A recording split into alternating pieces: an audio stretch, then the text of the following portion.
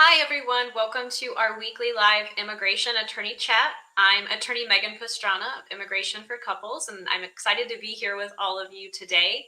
I wanted to talk about as it relates to taxes and finances in the immigration context, because we've had a lot of individuals asking, which is good because that means we have a lot of individuals that are having their immigration interviews at U.S. embassies or consulates and their adjustment interviews, so that's great. And the question that we keep receiving is, do I need to take my tax return transcripts? Is it okay to take the 1040s? Do I have to have my W-2s? What about the wage and account transcripts? What other financial documents do I need? And so I had made a video on the NVC document requirements, and I can post that in the link in the show notes below. And basically, it really depends on the U.S. Embassy or consulate where you'll have your interview. It also depends on your case type. But in general, and what we do for our clients is we just go ahead and we order tax transcripts for the past 3 years. And we also have our clients take their tax returns. Typically, that's a 1040 form. And then if they're paid by a W-2, you'll want to take that as well.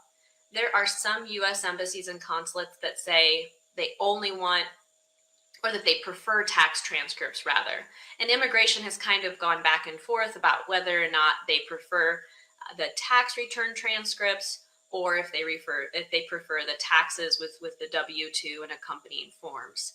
And so what we say is the best rule of thumb, have both. For those of you who maybe aren't familiar or haven't gotten to this step in your case with what a tax return transcript is, you can go to the IRS website, order tax transcripts. There's a way to order it by mail or online.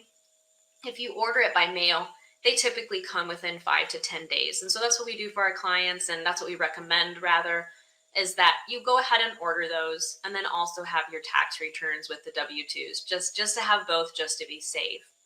And in that same vein too of the documents that are required, having updated paycheck stubs. So we have clients that own their own businesses, and then they have all different types and structures of their business, how it's registered, and the way that they get paid. And then we have individuals who are employees on W-2s. So it really depends. Do you own your own business? Do you receive a W-2?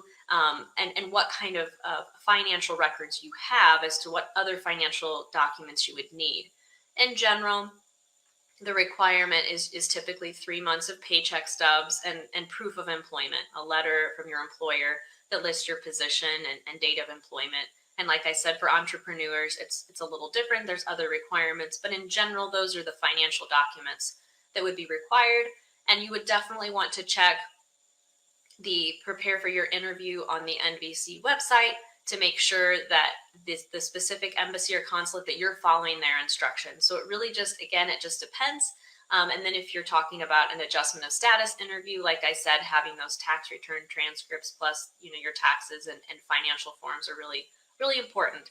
So tax transcripts or tax returns, I say both, just to be safe.